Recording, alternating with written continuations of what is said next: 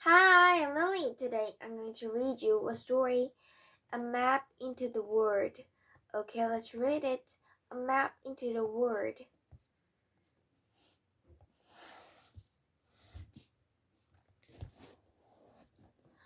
Okay, let's read it. The first time we saw the swing inside in the garden of the greenhouse with the big windows, my mother sat down in a chair in the backyard and said she did not want to get up. Thais and I looked at the garden, and she pointed out tomatoes, green beans, and a watermelon round as my mother's belly. Thais knelt down to touch the dirt. I asked my mother if I could try the swing and said, "Yes, pain you twipe."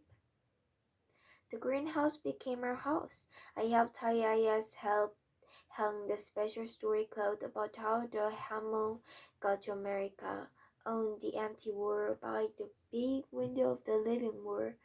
We saw an old man and woman through the window. They waved. We waved back. Later, my mother and father brought me across the street. The old man's name was Bob, and the old woman's name was Ruth.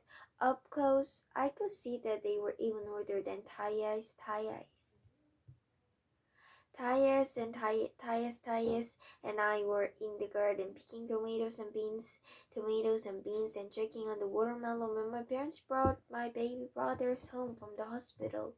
I ran to the gate. The boys were smaller than my baby dolls, but cuter than any doll with their fuzzy hats and red lips, round brown eyes.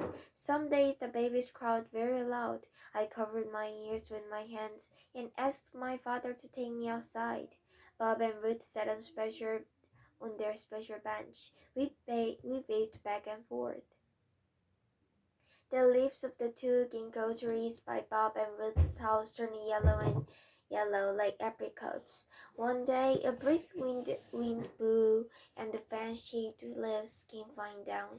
They covered the grass and the street and the dark mouth of the drain. Bob rang the bell. Ruth sat and watched.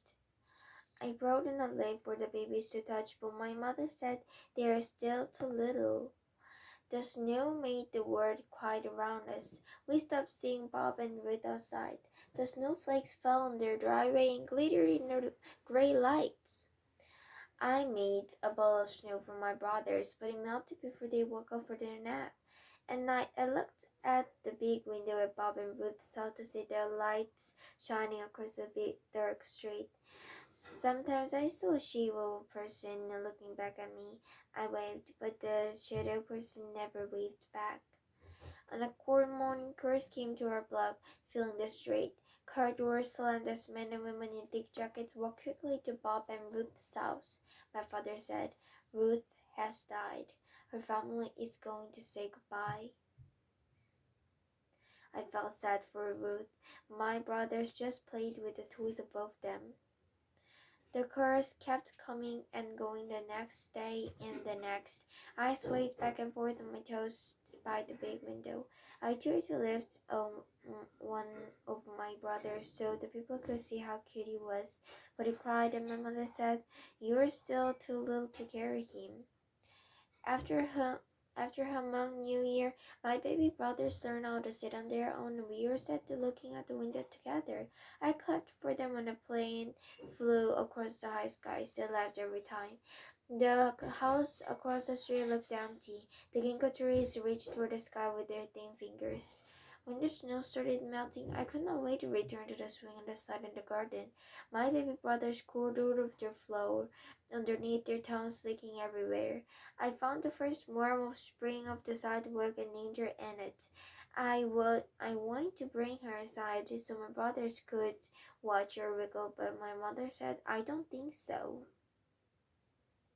The world became green again, and finally we all went outside. Thais planted green onions, and I picked flowers from the lilac bushes for my brothers to smell. They opened their mouths and tried to eat them. My mother said, "Don't let them eat flowers." We took the babies outside again the next day after lunch. Bob's garage door opened, and we all watched as he pushed out his special bench. he sat down alone. I pulled my mother's sleeve until she looked at me. I whispered an idea in her ear. My mother and I crossed the street and walked over to Bob. I let the sideway chalk bucket swing in my hands. I asked my mother to ask Bob if I could draw on his driveway. I said, if he doesn't like it, the rain will come and wash it away. Bob nodded and said, go ahead. My mother and Bob talked in low voices. I could hear Bob say she was with me for 60 years. I started my picture with a teardrop, and then I made a splatter down like sunshine. I drew lines leading away from the splattered sun in many directions. I drew a line that led to the garden there. I put a yellow ginkgo leaf. I drew a line that led to the grass. There, I made a sparkling snow. I drew a line to the sideway. There, I put a smiling worm named Annette. I drew an arrow to our house. There, I added lilac flowers, and then I drew a line, the biggest line ever, toward the street, and there I drew the whole world. When I was done, I walked quietly to my mom and to Bob. They stopped talking, and Bob shook my hand. What did you draw for me? He asked. I said in a whisper, a map into the world, just in case you need it. Bob said, I think I might. And it's the map that she drew for Bob. So today I read your story, a map into the world. A map into the world. Okay, bye. Thank you for watching.